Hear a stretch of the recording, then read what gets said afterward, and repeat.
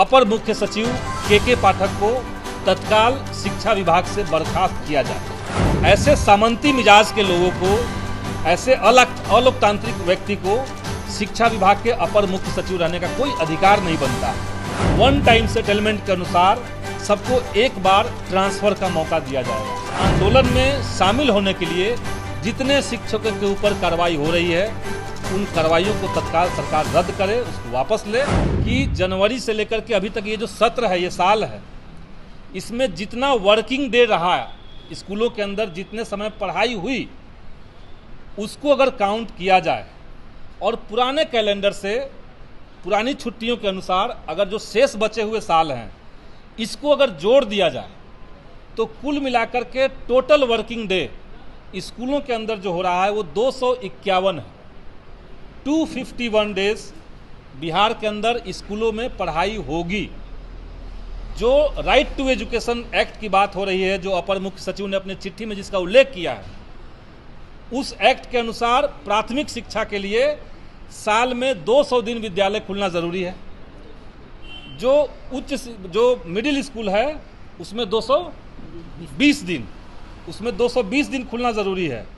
लेकिन पहले की छुट्टी के अनुसार ही जब 251 दिन पूरा हो रहा था, ऐसे समय में अलोकतांत्रिक तरीके से तानाशाही रवैया अपनाते हुए के पाठक ने जिस तरीके से छुट्टियों को रद्द किया है, उसका हम मुखर विरोध कर रहे हैं और सरकार से मांग कर रहे हैं कि छुट्टियों को कम करने वाला या रद्द करने वाला जो सर्कुलर शिक्षा विभाग से जारी हुआ है, उसको तत्काल वापस लिया जाए। इसके साथ ही साथ हम माननीय मुख्यमंत्री महोदय से, माननीय शिक्षा मंत्री महोदय से ये मांग करते हैं कि शिक्षा विभाग को अंधाधुंध तरीके से शिक्षा विरोधी, शिक्षक विरोधी जो नीतियां ली जा रही है, वैसे नीतियां लेने वाले अपर मुख्य सचिव के पाठक को तत्काल शिक्षा विभाग से बर्खास्त किया जाए। मामला सिर्फ छुट्टियों का नहीं है। इससे पहले भी हम लोगों ने देखा कि वैशाली जिला में एक महिला शिक्षिका जो अपने विद्यालय में स्पेशल लीव लेकर के अपने घर पे थी, और सब लोग जानते हैं कि महिलाओं को महीने में पीरियड्स के दौरान 2 बार स्पेशल लीव लेने का प्रावधान है। माननीय श्री लालू प्रसाद यादव जब बिहार के मुख्यमंत्री थे, तब उन्होंने इस नीति को बनाया था और पूरे देश के अंदर ये नीति एक मिसाल के रूप में था। लेकिन बिहार में जब वो नीति चल रही थी, वैसे में कोई महिला अगर आवेदन लिख करके दी हुई है कि स्पेशल लीव हमको चाहिए, अपर मुख्य सचिव उस विद्यालय में जाते हैं। वहाँ जाने के बाद उन्होंने उस छुट्टी को कैंसिल किया और उस महिला शिक्षिका के खिलाफ एक शोकॉज नोटिस जारी किया और उनका वेतन रोक दिया। इतना ही नहीं, हमने ये भी देखा कि समय समय पर वो चाहे पदाधिकारियों की बैठक हो या विद्यालयों में जब दौरा करते हैं के पाठक, वहाँ जाने के बाद वो इतना इनसेंसिटिव तरीके से, इतना असंवेदनशील तरीके से टीचर्स से बात करते हैं। जैसे पिछले बार एक वीडियो वायरल हुआ, आप लोगों ने देखा होगा, जिसमें वो एक शिक्षक को इडियट कह रहे हैं, मोटा इडियट कह रहे हैं और बच्चों के सामने कह रहे हैं। के पाठक को ये जानना चाहिए कि वो आज जिस पद पर हैं, कोई न कोई शिक्षक उनको पढ़ाया होगा, तभी वो उस पद पर गए हैं। और वैसे समय में जब आप किसी पद पर चले गए हैं तो आप शिक्षकों के साथ गाली गलौज नहीं कर सकते हैं। ये कतई बर्दाश्त नहीं किया जाना चाहिए। इसीलिए ऐसे सामंती मिजाज के लोगों को, ऐसे अलोकतांत्रिक व्यक्ति को शिक्षा विभाग के अपर मुख्य सचिव रहने का कोई अधिकार नहीं बनता।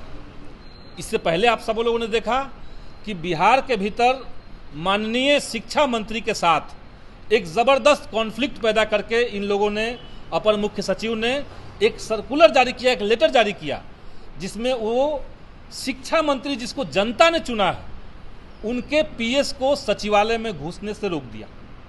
और पूरे बिहार के भीतर एक संवैधानिक संकट की स्थिति पैदा हो गई कि विधायिका और कार्यपालिका में किसका चलेगा। उस समय भी हम लोगों ने यही लाइन लिया था कि कार्यपालिका जो है वो विधायिका के मातहत ही हो सकता है, उसके अंदर ही हो सकता है। इसीलिए हमारी एक तो पहली मांग आज है कि के पाठक को निलंबित किया जाए और छुट्टियों को कम करने का जो उन्होंने फरमान जारी किया है, उसको तत्काल सरकार रद्द करे।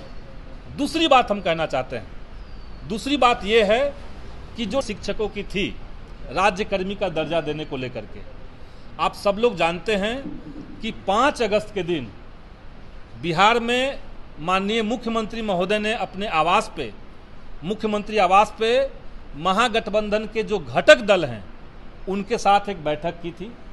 उस बैठक में भाकपा माले की तरफ से मैं भी मौजूद था और वहाँ पे तकरीबन 2 घंटे की लंबी बातचीत के बाद सरकार ने कहा कि हम इस मामले को सकारात्मक तरीके से लेते हैं और उस दिशा में सरकार बढ़ेगी। और उसके बाद 15 अगस्त के दिन माननीय मुख्यमंत्री ने गांधी मैदान में सार्वजनिक तौर पे मंच से इस बात की घोषणा की कि बिहार के तमाम नियोजित शिक्षकों को सरकारी कर लिया जाएगा। तो राज्यकर्मी उनका अभिप्राय था। उसके बाद माननीय उप मुख्यमंत्री ने भी अपने भाषण में कहा कि उनको राज्यकर्मी का दर्जा देंगे, लेकिन हमारा ये कहना है कि सरकार तत्काल इस चीज़ को शुरू करे। राज्यकर्मी का दर्जा देने का मामला जो है वो अब सरकार को शुरू करना चाहिए, इससे पहले कि लोकसभा चुनाव का आचार संहिता में कोई मामला फंसे। सरकार को ये करना चाहिए। इसके लिए कोई सरकार के ऊपर फाइनेंशियल बर्डन नहीं है, ये हम लोगों ने बार बार इस बात को दोहराया है।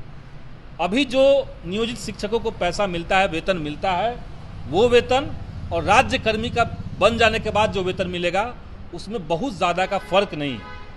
तो सरकार इनको राज्यकर्मी का दर्जा तत्काल दे, एक तो हम लोग ये मांग करते हैं।